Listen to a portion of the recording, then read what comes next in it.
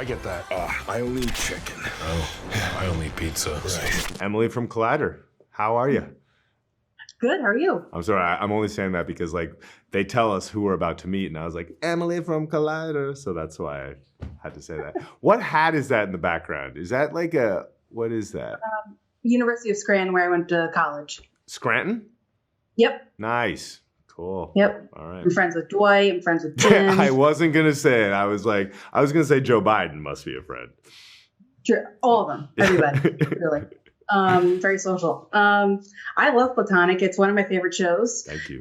So getting to talk to you was really surreal. I was especially delighted to see where Charlie goes this season because, where doesn't he go? So just curious, what was your first impression of your storyline, like when you got the scripts? I mean, it's always a pleasure when, I enjoyed the first season so much and I didn't know what to expect. And when I got the scripts for the second season, I was thrilled. I was also delighted because, you always want to do more as an actor. You always want to come back and have a little bit more of a say. And honestly, when the season ended last year, I was like, well, what are we going to do with Charlie? Like, he's clearly made peace with like the fact that his wife is very dear friends with Will. So like, how does he fit in? So we gave him a midlife crisis, and that was a joy to go through in all its different facets too. It really messed up a lot of shit for him. Were there any moments where, there's some extreme moments, but is there any time where you're like, oh, this feels a little close to home? Like, did you ever feel anything? I don't think you've been on Jeopardy yet, but no. We'll get it.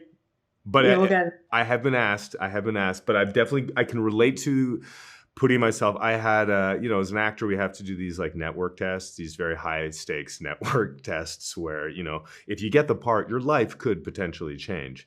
And I remember doing a network test and I literally just froze. And I looked out at all these casting executives and network executives and said, I need to take a walk. And I just like walked out. I did a block around the thing. I came back, did the scene terribly. And I remember that was the closest I got to kind of that feeling that Charlie went through. And I've had that moment in my life. And you don't really know why it happens. It just kind of happens. And you had to figure out how to make sense of it afterwards. So I think Charlie put a lot of pressure on himself to perform really well. And it didn't go very well. Yeah.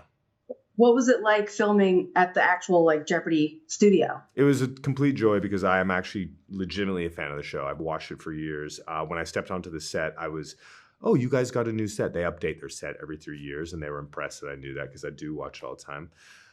It was a little bit disappointing because, it's a set. It's made out of like 3/4 inch balsa wood and like plexiglass.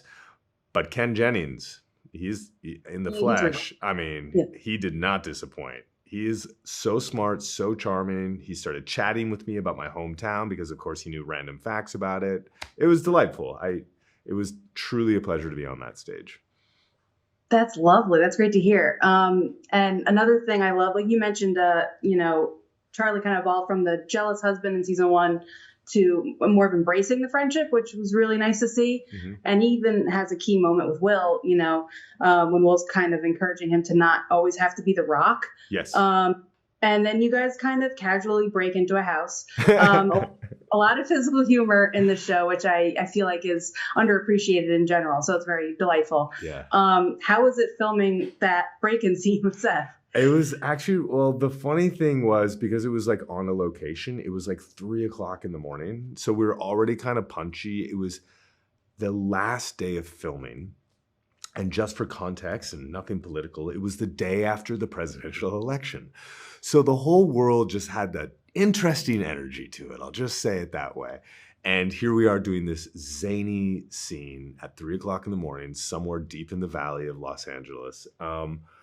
So it was fun. It was wild. And like, what's great about comedy is you just kind of try stuff. You see if it's funny. I remember in that scene, like, would it be funny if I just like ran into the wall and we did a bunch of takes of me just like running into the wall? I don't know if we actually end up keeping that, but like, you just go for it in the moment and you trust everybody around you to go like, yeah, it's funny. No, it's not funny. That's funny.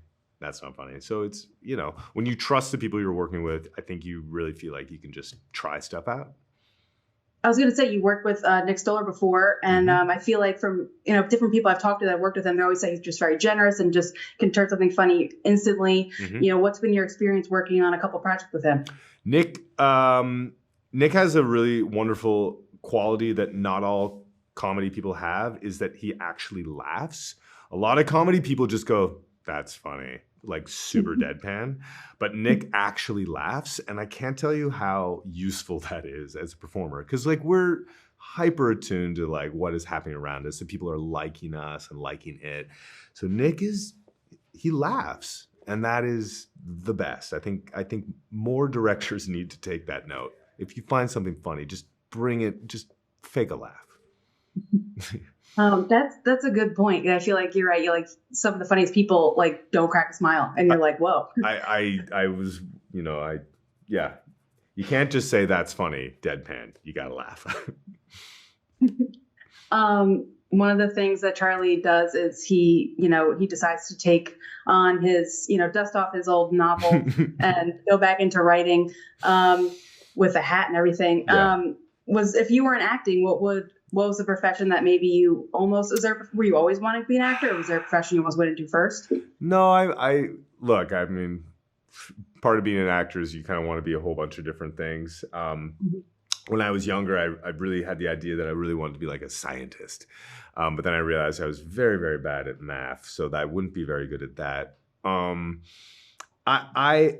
I actually am like, I have a real passion for woodworking in real life. So I feel like that's something that, I could, maybe furniture building. It's something I do as a hobby in my real life. So that's something that I could maybe turn into something. I'm saying this all a little bit self-consciously because Charlie was clearly very bad at writing. I'd like to think my woodworking skills are a little bit better than Charlie's writing skills. Now I want you and Nick Offerman to have a show about woodworking. I mean, Nick, man, he's already done it, right? Look at that guy. Yeah.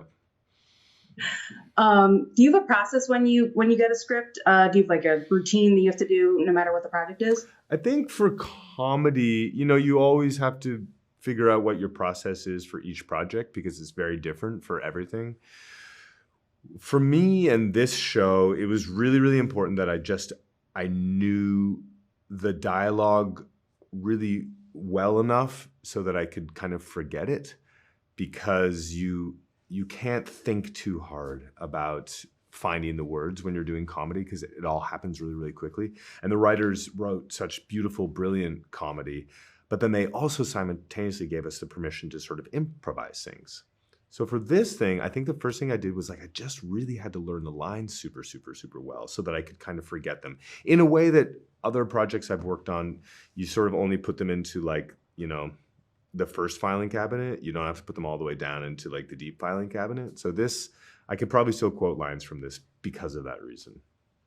Well, it's an awesome show to quote. So just congrats on all this. I really love the show, and I hope there's more episodes to come, and just congrats. It's great. You're very funny. Thank you. I really appreciate that.